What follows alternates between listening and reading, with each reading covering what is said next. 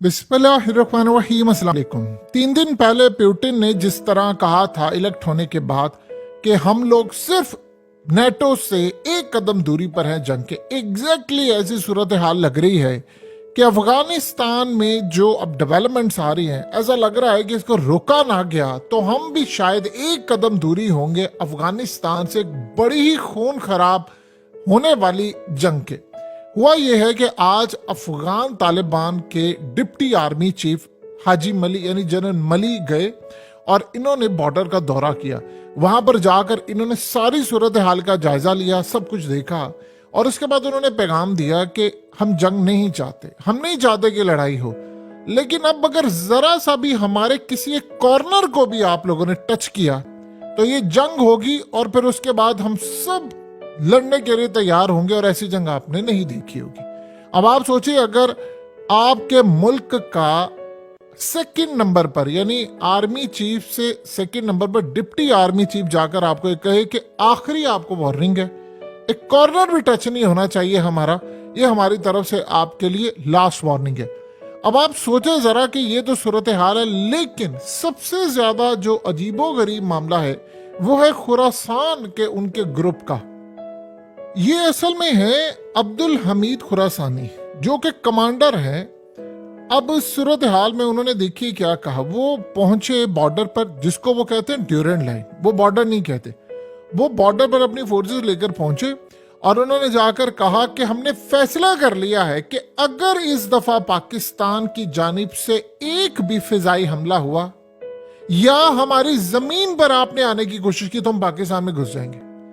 यानी आप ये सोचें कि उन्होंने अब तक की सबसे खतरनाक धमकी हमें दी है कि आप ये भूल जाएं कि आप दोबारा ये हमला करेंगे। उन्होंने कहा जिंदगी में याद रख लीजिएगा, इसके बाद वार्निंग नहीं आपको हम देंगे, हम सिर्फ आपको ये कह रहे हैं कि आपने कोई भी हमला किया, चाहे ड्रोन से हमला करें, चाहे तैयारों से करें, चाहे मिसाइलों से करें, रॉकेट से करें, किसी चीज से भी करें, एक भी आपने हमारी सरजमीन पर अब हमला किया तो हम पाकिस्तान में घुस जाएंगे और उसके बाद हम वहां पर जाकर आपसे लड़ाई करेंगे और हजारों लाखों के हिसाब से हमारे फाइटर्स तैयार हैं।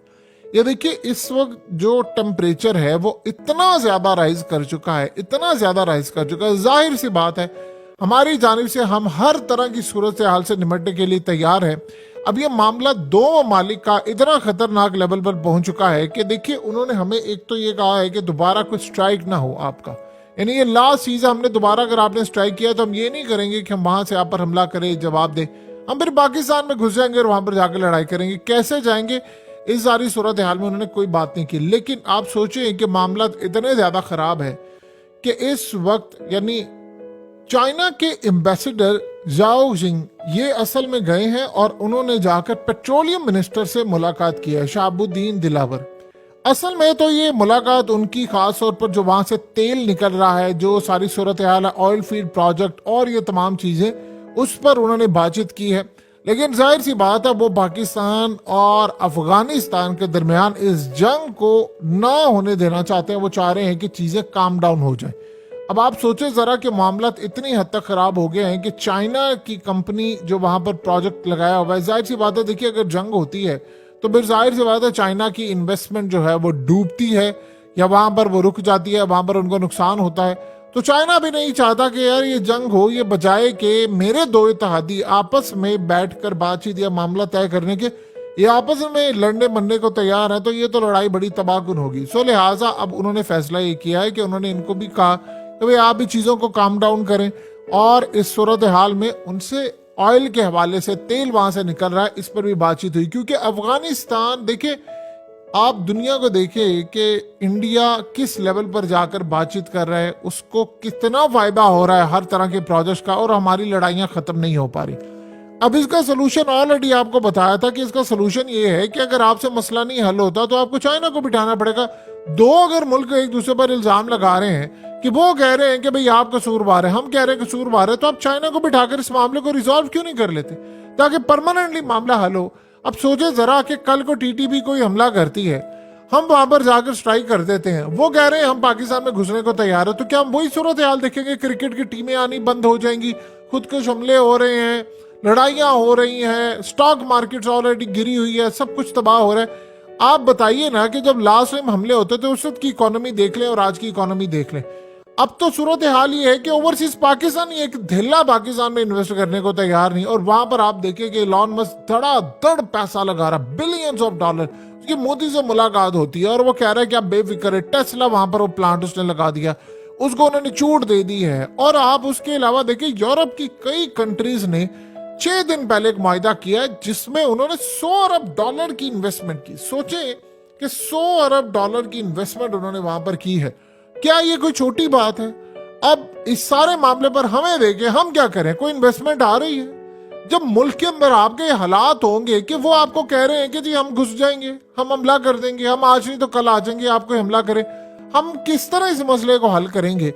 आज आप देख लें कि अमेरिका के साबिक आर्मी चीफ किस तरह वहां पर अमेरिका में वो बता रहे हैं, उनसे पूछगिछ हो रही है कि तुम अफगानिस्तान में फेलियर कैसे हुआ। वो बता रहे हैं कि फौजों ने दिल छोड़ दिया था, वो लड़ाई नहीं करना चाह रहे थे, हम अफगान तालिबान के आगे, उन्होंने कहा हम आप भी उनको दहशतगर्द समझते हैं लेकिन हम उनसे लड़ नहीं पाए थे, वो बड़े ताकतवर हो गए थे, वो हमें मारते थे, हम फेल हो गए थे, हमारी नाकामी, हमारी फौज बददिल हो गई थी, हम लड़ने को तैयार नहीं थे, हमारे पास कोई गोल ही नहीं था, टेक्नोलॉजी थी लेकिन हम पूरी तरह तबाह हो गए थे, और बहुत सारी चीजों बता रहे हैं। अब आप सोचें कि जरा दुनिया इस तरफ जा रही है, हम बजाय कि वहां पर मामला को हल करने के, लड़ाई से मामला हल नहीं होना, ये आप ज़हन में रख लीजिएगा। देखिए दो सूरत हाल है, हम उनको कहते हैं कि आप टीटीपी के मामला को हल कर लें, वो कहते हैं कि आपने बाड़ लगाई है तो टीटीपी के लोग आते जाते कैसे, हमें तो सिर्फ इतना बता दे। अब हम उनको किस तरह इस बात को मैनेज करेंगे कि भाई यहाँ पर हर चीज यानी पूरी तरह हम कई हजार किलोमीटर तक की बॉर्डर के एक एक इंच पर तो सिक्योरिटी नहीं बिठा सकते। बाढ़ है, बाढ़ ये काट भी देते हैं और ये आसान नहीं होता इतना, लेकिन इस सारे मामले पर हमें उनसे बातचीत करनी है कि भाई आप इस सारे मामले को आगे रखें, मसला हल करें। अगर हमसायों के साथ हमारे इसी तरह के ताल्लुकात रहेंगे वो जंग छेड़ देंगे और उनके लिए कोई लड़ना मुश्किल नहीं है।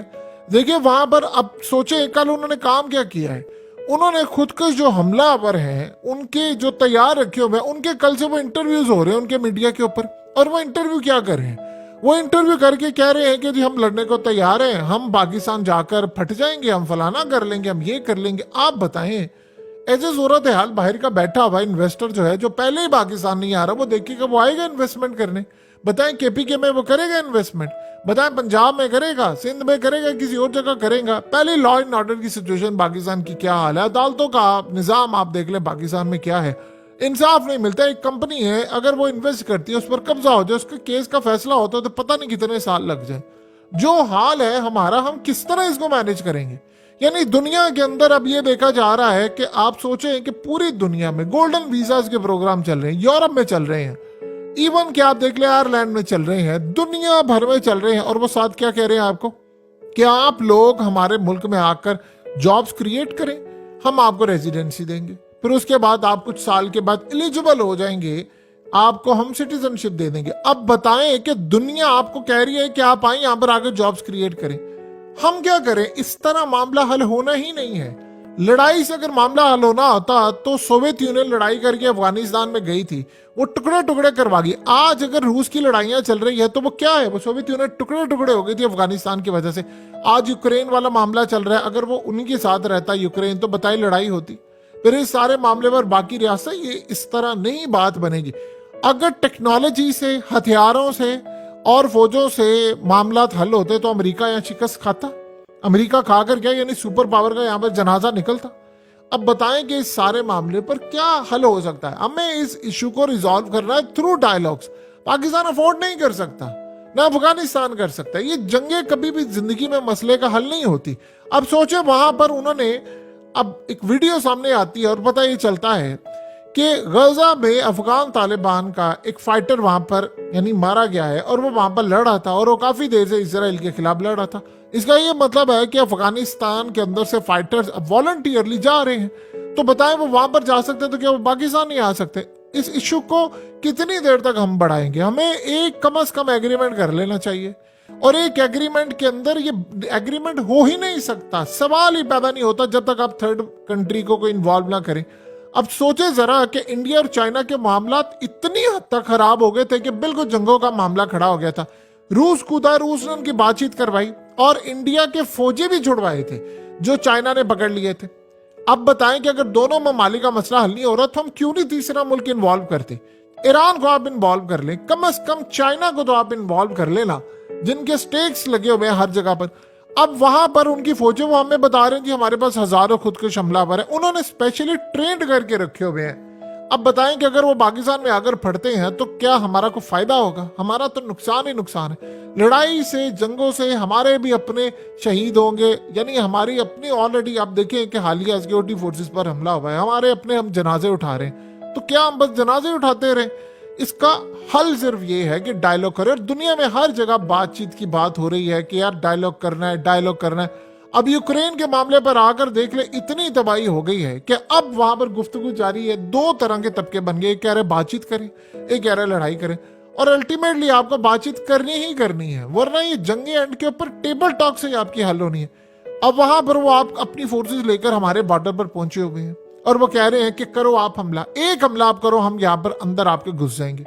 इस तरह मसला हल होना होता हो तो कब का हो जाता। अब यहाँ पर सूरत हाल ये पैदा हुई है कि उनके पास हथियार और तमाम चीजें जो उन्होंने अमेरिका से छीनी हुई है। देखिए, जहां तक बात है टेक्नोलॉजी की, हमें बिल्कुल सिक्योरिटी हासिल है, हम सुपर हैं इस मामले पर और काफी हद तक हम वहां पर स्ट्राइक कर सकते हैं। हमें टीटीपी से जान छुड़ानी है, ना कि हमें अफगानिस्तान से जंग करनी है। उसका सोल्यूशन ये है कि देखिए, टीटीपी को इंगेज कर सकते हैं अफगान तालिबान। जाहिर सी बात है वो उनके साथ मिलकर काम कर चुके हैं। उसका तरीकाकार ये है कि आपको बातचीत करनी है उनसे, बल्कि कोशिश हम किसी तरह ऐसी करें कि टीटीपी को हम किसी तरह, यानी अफगानिस्तान के अफगान तालिबान को कहें कि आप इनको यार अपने मुल्क में ले जाएं और आप अपने मुल्कों में ले जाएं। कोई उनके लिए कोई पैकेज बुकिंग अनाउंस करना पड़े, देकर जान छुड़ाएं उनसे। अगर ऐसी सूरत हाल होती है और इनकी गारंटी लें कि भाई ये यहाँ पर नहीं आएंगे और ये काम नहीं करेंगे, ऐसी कोई सूरत हाल हमें निकालनी चाहिए, लेकिन with the help of China और ईरान और चाइना की मदद के बगैर आप ये मसला हल नहीं कर सकते। वरना देखिए, अभी तक हमने नहीं ना किया इन दो ममालिक को इंगेज, तभी तो ये मामला हो रहा है। जब आप एक मुल्क को इंगेज कर लेंगे तो अगले को पता होगा कि यार ये देखो मेरे ऊपर मुल्क में हमला हुआ। हम उनको बताने जोगे हैं कि यार देखो मीर अली में किसी जगह पर हमला हुआ है, इन्होंने हमारे ऊपर हमला किया सिक्योरिटी फोर्सेस पर आकर। बल्कि इवन के देखिए, चाइना के प्रोजेक्ट्स पर भी हमला किया था उन्होंने, टीटीपी ने, और चाइना नाराज था। जाहिर सी बात है, इस सारे मामले पर आपको याद होगा दासू डैम वाले मामले पर तो बहुत ही ज्यादा नाराज था, यानी शदीद गुस्सा था कि वहां पर उनके एडिटर ने कहा था ग्लोबल टाइम्स की, उन्होंने कहा था अगर आपसे मसला हल नहीं होता तो हमें बताओ, हम अपने तैयार चीजें लेकर आते, खुद इनका हमला करते। तो चाइना भी तो मुतासिर हुआ था ना टीटीपी से। तो उसका हल क्या है? उसका हल ये है कि आप अफगान तालिबान को इंगेज करें। इस्लामाबाद में, बीजिंग में कॉन्फ्रेंस, सबसे बड़ी बात यह है कि आप बीजिंग में कॉन्फ्रेंस कर लें। जब आप अपने मुल्क में नहीं होंगे, ना उनके मुल्क में होंगे और तीसरे मुल्क में होंगे, तो उनको भी पता होगा कि नहीं यार ये बातचीत हो रही है। और चाइना तो इस वक्त वो बला है कि दुनिया में अगर कोई चाइना को इस वक्त राजी कर ले, राम कर ले, तो वो तो बिलियंस ऑफ डॉलर की इन्वेस्टमेंट कर देते हैं। आप सोचे, पाकिस्तान में उन्होंने कोई 70 अरब डॉलर की इन्वेस्टमेंट की, ईरान में उनका तकरीबन 450 अरब डॉलर की इन्वेस्टमेंट का प्रोग्राम, और वहां से टेक्नोलॉजी तो दी उन्होंने। वो अब देख ले ईरान हुसियों तक गई है और कहां से कहां मामला चला गया।